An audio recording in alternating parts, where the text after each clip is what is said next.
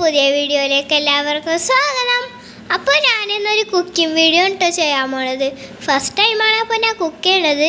അപ്പോൾ അതിന് വേണ്ട സാധനങ്ങളൊക്കെ അരിഞ്ഞു വെച്ചു. സവാള, പച്ചമുളക്, വെളുത്തുള്ളി, ഇഞ്ചി, വേപ്പില, തക്കാളി, മല്ലിയില, പിന്നെ മസാലപ്പൊടികൾ, മുളക് പൊടി, ഗരം മസാല, കുരുമുളക് പൊടി, ഉപ്പ്, മഞ്ഞൾപ്പൊടി, പിന്നെ വേവിച്ച ബീഫ്. ആദ്യം നമുക്ക് ബീഫ് കറി വെക്കാനുള്ള പാത്രം അടുപ്പിൽ വെക്കാം. ആദ്യമായിട്ട് വെക്കണമെന്ന് നല്ല ടെൻഷൻ ഉണ്ട് എനിക്ക്. വാപ്പയാണ് എന്നെ വെക്കാൻ ഹെൽപ്പ് ചെയ്യണത്. പാത്രം ചൂടായ ശേഷം നമുക്ക് വെളിച്ചെണ്ണ ഒഴിച്ചു കൊടുക്കാം.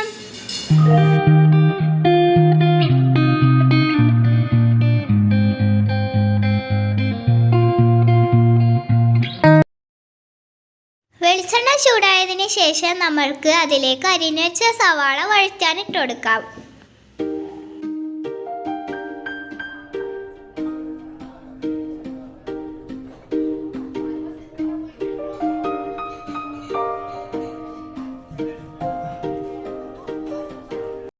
സവാള പെട്ടെന്ന് വഴന്ന് കിട്ടാൻ വേണ്ടി നമ്മൾക്ക് കുറച്ച് ഉപ്പ് ചേർത്ത് കൊടുക്കാം.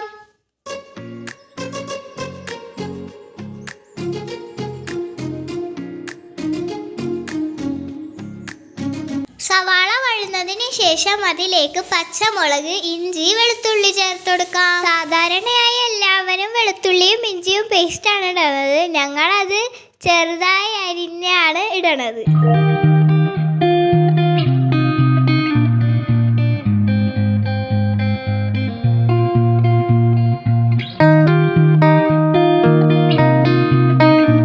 ഇതെല്ലാം നന്നായി വഴന്നു വന്നതിന് ശേഷം ഇതിലേക്ക് നമ്മൾക്ക് തക്കാളി ചേർത്ത് കൊടുക്കാം.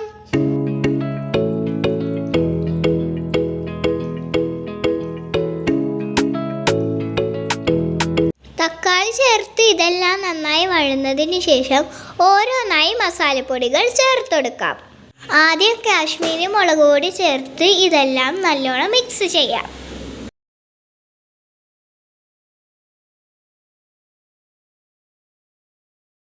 പിന്നെ ആവശ്യത്തിന് മഞ്ഞൾപ്പൊടി ചേർക്കാം. അതിനുശേഷം കുരുമുളക് പൊടി, ഗരം മസാല ചേർത്ത് കൊടുക്കാം. എല്ലാ മസാലപ്പൊടികളും ഇട്ടതിന് ശേഷം നമുക്ക് മിക്സ് ചെയ്ത് കൊടുക്കാം.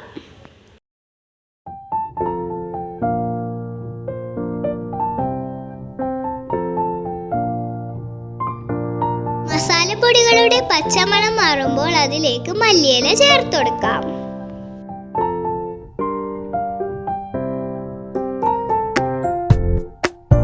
അതിനുശേഷം എല്ലാം കൂടി നന്നായി മിക്സ് ചെയ്യാം.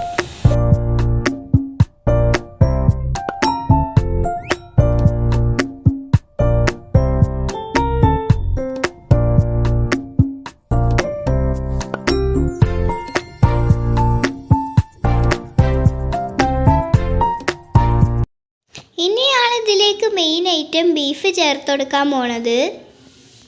ഉപ്പും മഞ്ഞൾപ്പൊടിയും കുരുമുളക് പൊടിയും ഇട്ട് ബീഫ് ആദ്യം വേവിച്ച് വെച്ചതാണ്. ബീഫും കൂടി ചേർത്തതിന് ശേഷം എല്ലാം കൂടി നല്ലോണം ഇളക്കി കൊടുക്കാം.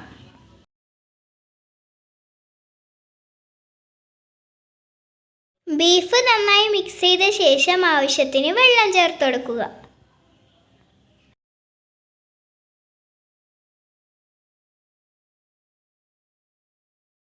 ഏകദേശം നമ്മുടെ ബീഫ് കറി ഇവിടെ റെഡി ആയിട്ടുണ്ട്. കറി ഏകദേശം റെഡിയായി വരുമ്പോൾ അതിൻ്റെ മുകളിലേക്ക് കുറച്ച് ഗരം മസാല വിതറി കൊടുക്കുക. ഇതെൻ്റെ വാപ്പി ചെയ്യുന്ന ഒരു പൊടിക്കൈയാണ്. അടുത്ത പ്രാവശ്യം ബീഫ് കറി ഉണ്ടാക്കുമ്പോൾ നിങ്ങൾക്കും ചെയ്ത് നോക്കാം. അതിനുശേഷം കുറച്ച് കറിവേപ്പില കൂടി കറിയുടെ മുകളിൽ വിതറുക. ഇത് കറിക്ക് ഭംഗിയും കൂട്ടും ടേസ്റ്റും ഉണ്ടാവും.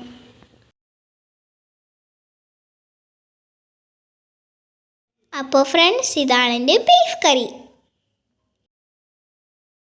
ഇത് നമുക്ക് എല്ലാവർക്കും ടേസ്റ്റ് ചെയ്യാൻ കൊടുത്തു നോക്കാം.